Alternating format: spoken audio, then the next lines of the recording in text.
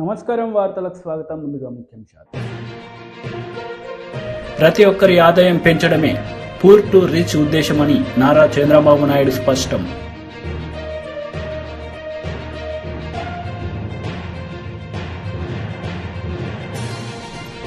ఘనంగా brother Anil YS Sharmila కుమార్ని వివాహం. హాజరైన ముఖ్య నేతలు.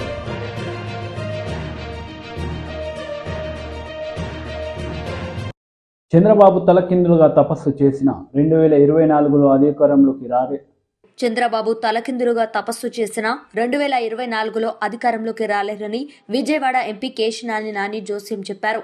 విజయవాడలో జరిగిన ఎన్టీఆర్ వర్ధంతి కార్యక్రమంలో గురువారం ఆయన మాట్లాడుతూ కొడుకును ముఖ్యమంత్రిగా చేసేందుకే చంద్రబాబు కష్టపడుతున్నారని, పేదల పట్ల చిత్తశుద్ధి లేదని అన్నారు. 2014 నుంచి 2019 వరకు ప్రజలు ఈ విషయాన్ని అర్థం చేసుకున్నారని నాని వ్యాఖ్యానించారు. చంద్రబాబు నాయుడు గారిని పట్టించుకునేది ఎవరండి? ఆయన తలకిందుగా తపస్సు చేసిన అధికారంలో రావట్లేదు. ఆయన 2014లో గెలిచిన తర్వాత ఏదో అద్భుతాలు సృష్టిస్తాడని మేము అందరం కూడా భావించాం.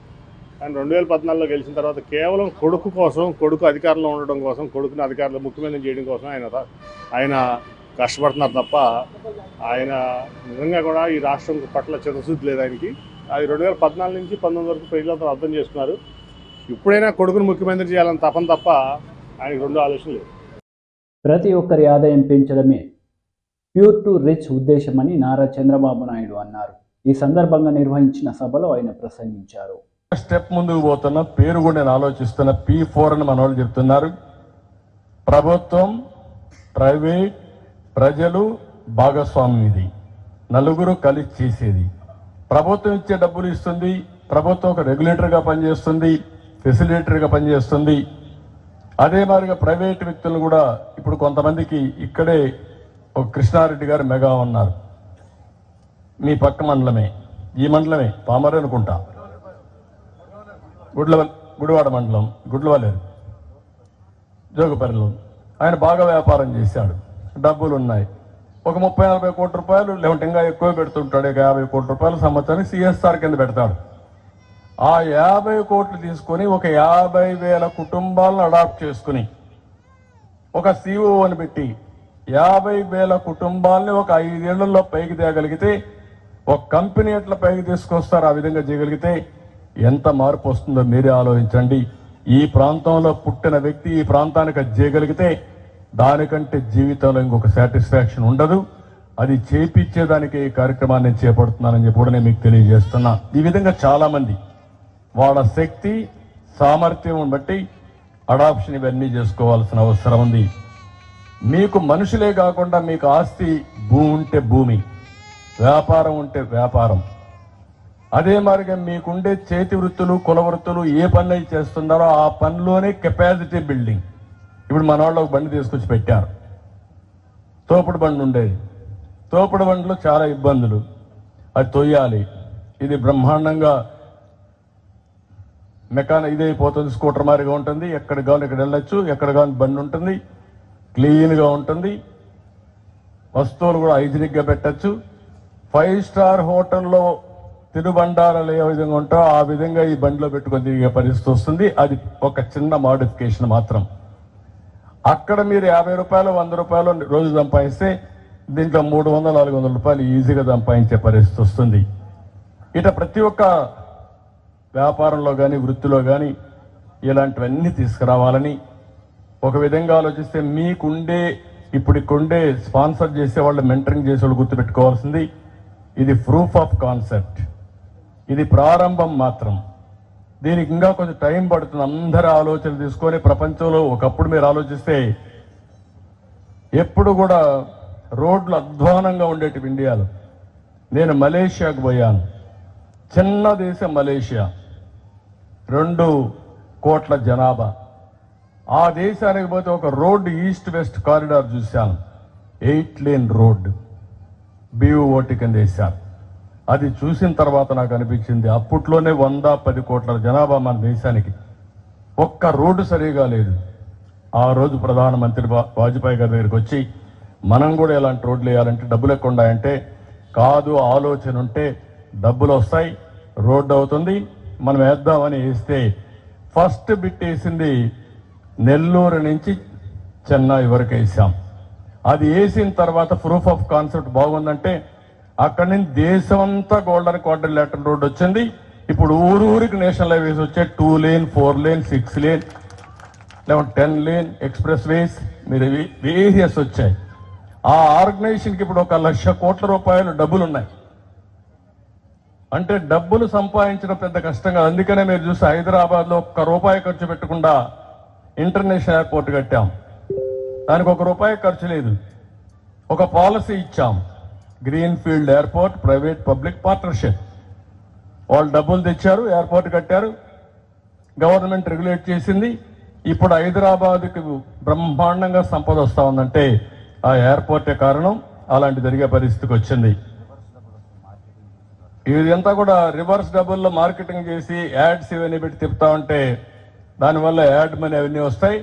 అనేక మార్గాలు, 20 సంవత్సరాలు సోలార్ కూడా పెట్టుకోవచ్చు. సోలార్ పెట్టుకుని కరెంట్ కూడా అవసరం లేదు, జలసగా తిరిగే పరిస్థితి వస్తుంది. ఇలాంటి చాలా ఆలోచనలు ఉన్నాయి, అవన్నీ నేను మాట్లాడతాను మళ్ళీ. ఇప్పుడు ఇక్కడ నేను మిమ్మల్ని కోరేది ఏంటంటే, ఈరోజు మనందరం కూడా ఇక్కడుండే వాళ్ళందరూ మీరు ఆలోచించాల్సింది, ప్రతి ఒక్క కుటుంబానికి ఒక విజన్ తయారు చేసుకోవాలి. మీరు వాళ్ళ ఆస్తులు ఏమున్నాయి, మనుషులు ఎంతమంది, ఏ వయసులో ఉన్నారు, వాళ్ళు ఏం పని చేస్తున్నారు, ఆ పని కానీ ఇంకొక పని కానీ చేస్తే వాళ్ళ ఆదాయం ఎట్ట పెరుగుతుంది, దానికి కావలసిన మెళకువలు ఏం కావాలి, స్కిల్స్ ఏం కావాలి, వాళ్ళకి ఎట్లా నేర్పించాలి, అవి మీరు నేర్పిస్తే ఆటోమేటిక్గా వాళ్ళ ఆదాయం పెరిగే పరిస్థితి వస్తుంది. ఆ ఊర్లో పిల్లలు ఉన్నారు, ఇంటర్మీడియట్ చదువుతున్నారు. ఇంటర్మీడియట్ అయిన తర్వాత ఏం చదివిస్తే ఉపయోగపడుతుందో, ఏ కాలేజ్ చదివించాలో మీరు ప్లాన్ చేసి మీ పిల్లల్ని ఏ విధంగా చదివిస్తారో అదే విధంగా ఈ పిల్లల్ని మీరు చదివించగలిగితే అక్కడి నుంచి మీరే చూడండి మార్పు ఇంకా ఆటోమేటిక్గా వస్తుంది. అది జరగాలి. ఇది అయిన తర్వాత ఎందుకు ఎన్టీఆర్ మెమోరియల్ ట్రస్ట్ నేను పెట్టానంటే, ఎన్టీఆర్ మెమోరియల్ ట్రస్ట్ కోఆర్డినేట్ చేస్తాం, మీకు పోటీ పెడతాం, మంచి వ్యక్తుల్ని సన్మానం చేస్తాం, మళ్ళా ఈ ఊర్లో చేస్తాం, అవసరమైతే రాజధానిలో చేస్తాం. ఎప్పటికప్పుడు మిమ్మల్ని గుర్తించి మీరు చేసిన సేవల్ని, మీరు చేసే పనుల్లో బెస్ట్ ప్రాక్టీసెస్ ని బయట ప్రపంచానికి. బ్రదర్ అనిల్ వైఎస్ షర్మిల కుమారుని వివాహం ఘనంగా జరిగింది. ఈ వివాహానికి పలువురు నేతలు హాజరయ్యి వధూవరులను ఆశీర్వదించారు.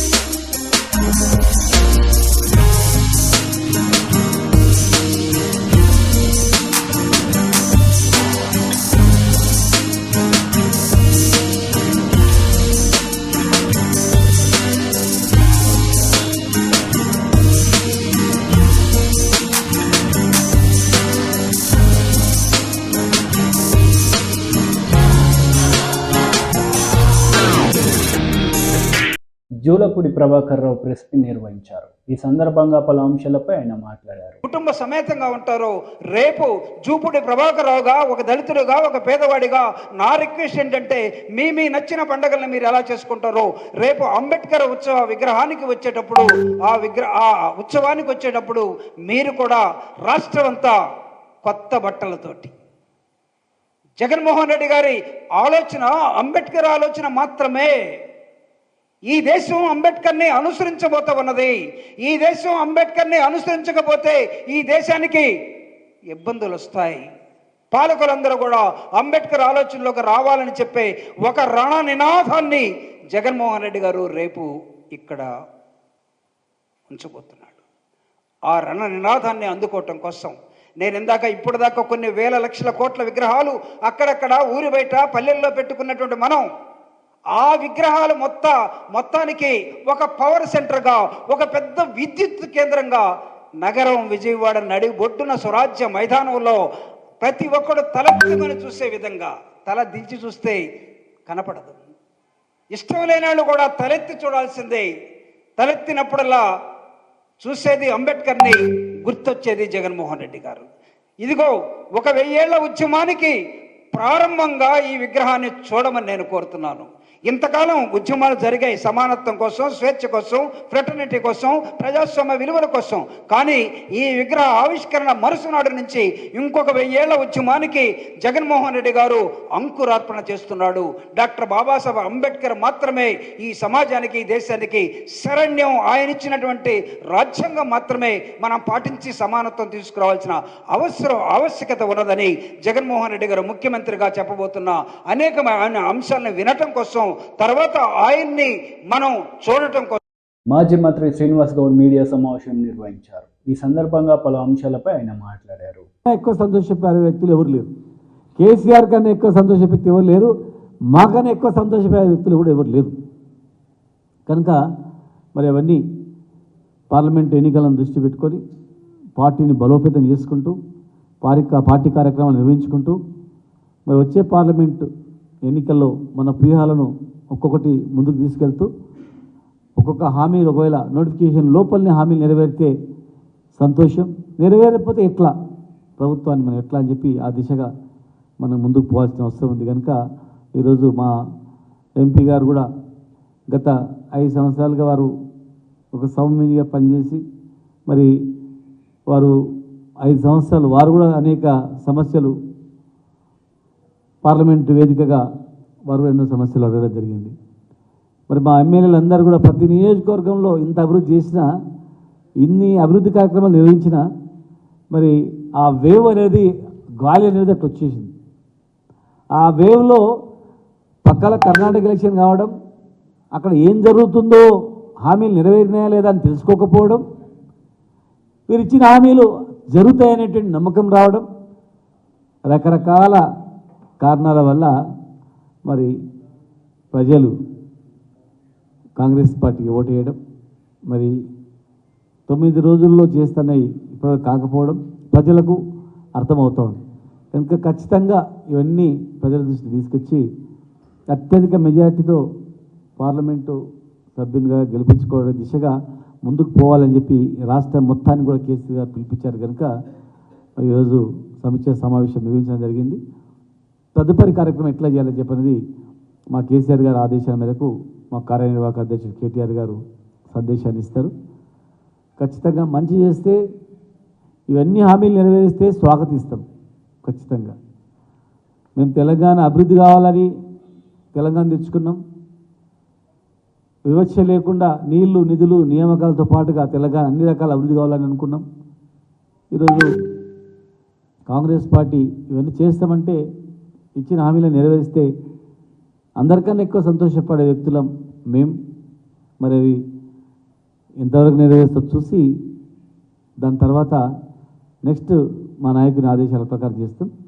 కనుక ఈరోజు అందరూ ఎంతో ఉత్సాహంగా 7 నియోజకవర్గాల్లో మాజీ శాసనసభ్యులతో పాటుగా ముఖ్య నాయకులందరూ కూడా వచ్చి మరి వారి వారి సూచనలు, సలహాలు పార్టీ బలోపేతం చేయడానికి మరి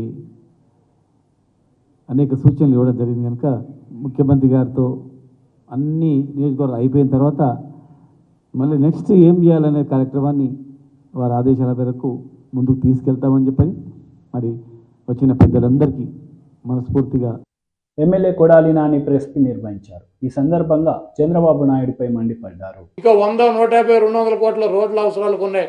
ఆ రోడ్లు తప్పించి ఇంకా గుడివాడ నియోజకవర్గంలో నిర్మాణం చేయడానికి ఎటువంటి కార్యక్రమాల్లో డీబీటీ స్కీముల కింద 2,000 కోట్ల రూపాయలు ప్రభుత్వం నుంచి ఇచ్చాం. ఇళ్లకు 1,200 కోట్ల రూపాయలు ఇచ్చాం. ఫ్లైఓవర్లకు 300 కోట్ల రూపాయలు ఇచ్చాం. బస్టాండ్కి 25 కోట్ల రూపాయలు, హాస్పిటల్కి 25 కోట్ల రూపాయలు, 300 కోట్ల రూపాయలతో రోడ్లు నిర్మించాం. దాదాపు 2,000 కోట్ల రూపాయలు తీసుకొచ్చి అనేక సంక్షేమ అభివృద్ధి కార్యక్రమాలు చేసినటువంటి ఘనత జగన్మోహన్ రెడ్డి గారిది మాది. నీ 420 మాటలో, నీ దొంగ మాటలో 14 ఏళ్ళు ఎవరి సంఖ్య నాకు ఎవరు నువ్వు? ఎందుకు వేయలే ఫ్లైఓవర్లు? ఎందుకు 1 ఎకరం ల్యాండ్ కొనలేకపోయావు? పేదలకు ఇళ్ళు ఇవ్వటానికి ఎందుకు హాస్పిటల్ నిర్మాణం చేయలేకపోయావు? ఎందుకు బస్టాండ్ నిర్మాణం చేయలేకపోయావు? ఎందుకు కాలువలకి రివిట్మెంట్ వాల్స్ ఎందుకు కట్టలేకపోయావు?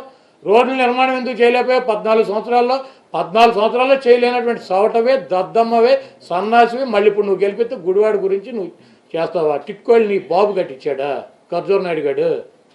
టిట్కో ఇళ్ళు స్థలం కొంద రాజశేఖర రెడ్డి గారు ఇక్కడ ఉన్నటువంటి లబ్ధిదారుల దగ్గర డబ్బులు వసూలు చేశాడు 80 కోట్ల రూపాయలు.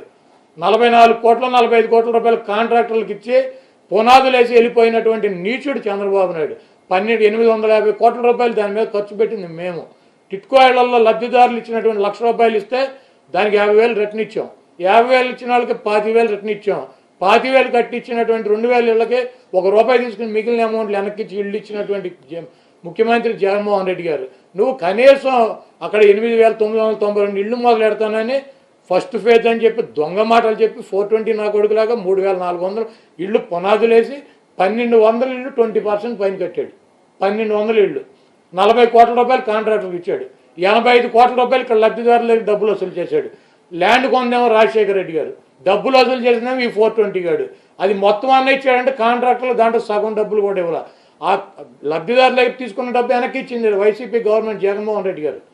850 కోట్ల రూపాయలు గవర్నమెంట్ డబ్బు మేము ఖర్చు పెట్టి రోడ్లు వేసి ఇవన్నీ చేసి మేమిస్తే సిగ్గు లేకుండా వెధవ జగన్మోహన్ రెడ్డి గారికి పుట్టినటువంటి బిడ్డకి వీడి పేరు పెట్టుకుని నేను కట్టానని చెబుతున్నాడు. వీడు అసలు మనిషేనా?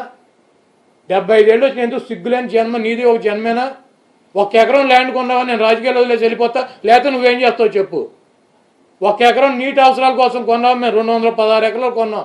జగన్మోహన్ రెడ్డి గారు, రాజశేఖర రెడ్డి గారు ఆధ్వర్యంలో నేను శాసనసభ్యుడిగా ఉండగా 375 ఎకరాలు ల్యాండ్ ఇళ్ల పట్టాల కోసం కొన్నాం. ఫిల్లింగ్ చేసాం, రోడ్లు వేసాం, కరెంట్ వేసాం, సబ్స్టేషన్లు వేసాం, మంచినీళ్ళ పైప్ లైన్లు వేసాం, ఇళ్ళు నిర్మాణం చేసి ఇచ్చాం. సిగ్గులేదు వెధవా మాట్లాడతాకే? ఎందుకు పుట్టావో నీకు అర్థమవుతుందా? మనిషి జన్మ ఎత్తగానే సరిపోద్ది. అబద్ధాలు అబద్ధాలు అబద్ధాలు అబద్ధాలు. నీ ఏం జన్మరా బాబు నీది? 420 గాడి. ఆ రోజు ఎన్టీ రామారావుని గంజాయి మొక్క అన్నాడు. ఎన్టీ రామారావు ఉంటే రాష్ట్రం నాశనం అయిపోద్ది అన్నాడు. ఆయన పార్టీ అధ్యక్షుడు కూడా పనికిరాదు అన్నాడు. ఈ ప్రాంతంలో పుట్టినటువంటి శాసనసభ్యుడు, ఈ ప్రాంతంలో పుట్టినటువంటి వ్యక్తి ఎన్టీ రామారావు పదవి తీసి వీడు ముఖ్యమంత్రి పందికొక్కలాగా చెప్పాడు. ఆయన పార్టీని ఆయన తొలగించి వీడు పార్టీ అధ్యక్షుడు అయ్యాడు. ఆయన్ని తగ్గి చెప్పాడు గంజాయి, తెలుగుదేశం పార్టీలో గంజాయి ఇవ్వను ఎన్టీఆర్ అని చెప్పి. వార్తలు ముగించే ముందు ముఖ్యాంశాలు మరోసారి. ప్రతి ఒక్కరి ఆదాయం పెంచడమే పూర్ టు రిచ్ ఉద్దేశమని నారా చంద్రబాబు నాయుడు స్పష్టం.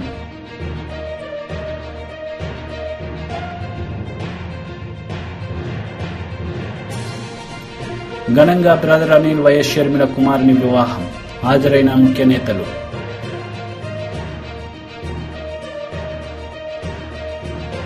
ఈ వార్తలు ఇంతటితో సమాప్తం. తిరిగి ప్రసారమయ్యే వార్తలు మళ్ళీ కలుద్దాం. అంతవరకు సెలవు. నమస్తే.